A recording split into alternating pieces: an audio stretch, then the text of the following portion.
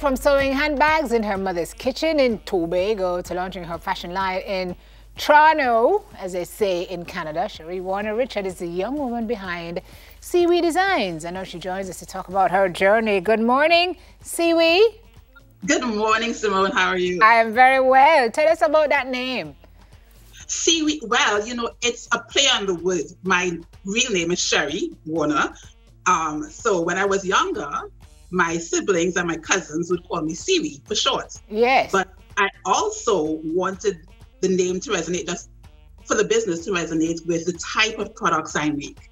And my products are very statement pieces. You know, they're very bright and vibrant. So Seaweed Designs, come Seaweed Designs, see what I am offering you. I see what you did there, Cherie. Come Seaweed Designs. Yes. The C from the Cherie and the W from the Warner gives it the seaweed. Exactly. You know you need a seaweed, because now the Richard feels really alone. Don't tell my husband that. Okay, our secret. Love your whole essence. I'm looking at you and you're oozing fashion designer, from the outfit to the earrings to the hair to even your background, right? We can see that creative is your thing. Has this always been the case, or was it really when you started to pick up and sew your handbags in your mom's kitchen? No, I think I was always a creative person, but I was very shy. I'm still very shy.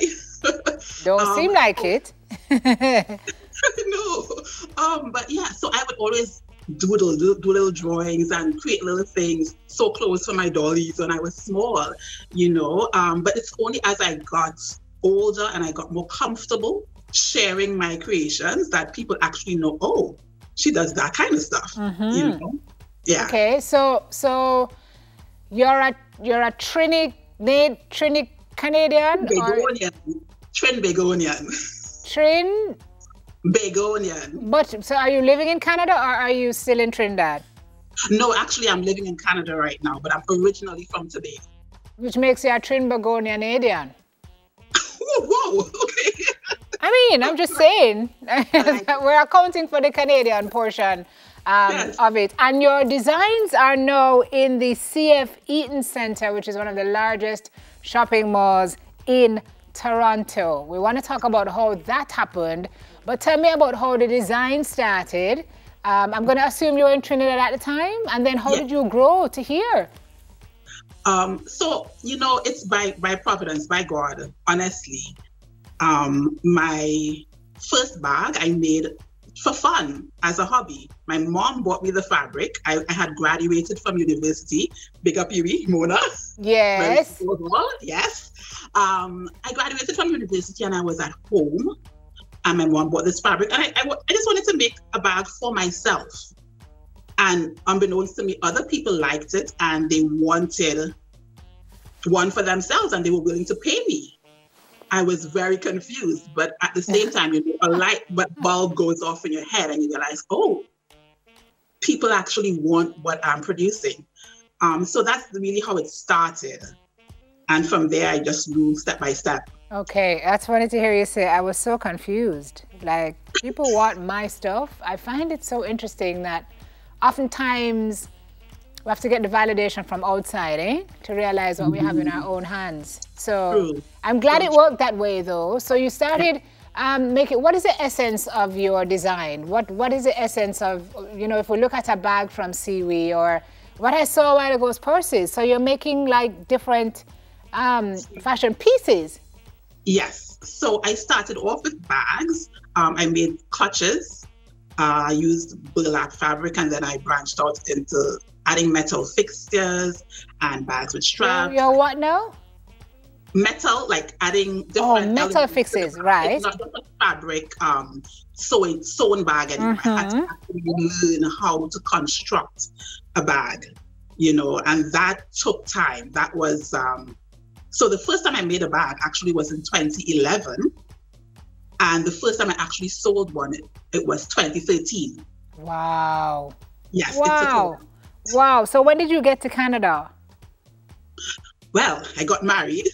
So I migrated to Canada. Okay. And from there, it was a whole process to start over. You know, I had to figure out my market. Do people up here want what I'm offering? Because I offer very vibrant prints, bright colors, you know, like this is who I am. I'm a Caribbean girl. Yeah. Love, yeah. right? So when you landed in Canada, was it about trying to find that diaspora market who had what you had in common, or were you creating for mainstream? How were you able to then figure out what your aesthetic was, even in that recalibration process? Right. So I decided not to pigeonhole myself. I said, let's see who, whether you're from the diaspora or you're Canadian, you know. So I had to do a lot of research. I went to almost every pop-up show I could, just to get my name out there, as well as to see the reaction from people. Were people interested or not? Did they like this design? Was it too big, too small? Was it too bright? You know, it was really a process. Well, you've obviously found your sweet spot, because here you are now in the mall. How did you land up in the mall there, lady? Well, you know, actually, the mall space is a temporary one. I have a booth at the Black-owned Toronto store. That store, I think, has really been a blessing to a lot. Oh, that piece is lovely. Oh, my gosh. Woo! That's nice. Thank you so much. That's one of our signature pieces. Oh, and that's nice too. I see you call your stuff wearable art, and just looking at it, I understand why, right? Yeah, These are really like statement pieces. So you're the only, you say, Black store in the mall? Oh, no. Oh. The store that my products are in, it's called Black-owned Toronto. Okay. So it's a number of Black-owned businesses, artisans, designers that are in there. They're for a couple of months. I love that for you. So 2014 and 2015, you did Pulse's Caribbean Fashion Week. You did Tobago Fashion Code and Youth Day, Toronto in 2016. You love the runway because you say they bring your designs to life. So as we look ahead, Madame Siwi, where are we headed with this line, with your products, with your brand, with your business? Well, I really want to branch out beyond just making bags, because my idea for Siwi Designs is that we accessorize your life. Ooh. I want to give you all the accessories you need. Everything from the scarves to the hats to the earrings, everything. To the clothes? Not quite yet. Okay. I'm doing accessories. Okay. So your vision is very clear as to what you're doing with the brand. What about folks in Jamaica who may look and say, boy, that nicey? How do we buy your stuff? Oh, well, we are online. My website is very much worldwide accessible. So you can go to www.cvdesigns.com and we ship worldwide. So Fantastic. You can always place an order. Fantastic. And have you been getting good response from outside of Canada? Yes, I have. I'm really grateful for all my customers. Very nice. Very nice. Yeah. Siwi Designs, folks, is where you go and cop some of Cherie's work. We're very proud of you. You know, you're not Jamaican, but you're Caribbean, and we claim all our Caribbean people. Yes, of course. We love this for you, and we wish the best for you and continued growth and success. Cherie, thank you so much for checking in with us this morning.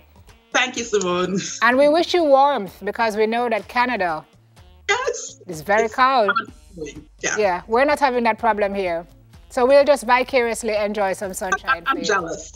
Sorry about that. Good. Thank you for checking in. Owner of Siwi Designs, fashion designer, Cherie Warner Richard. Caribbean people doing it big, man, wherever we are in the world. On the other side of this break, we're going to continue to highlight fashion designers who are making an impact across the globe. Nefril is going to tell you all about that after this.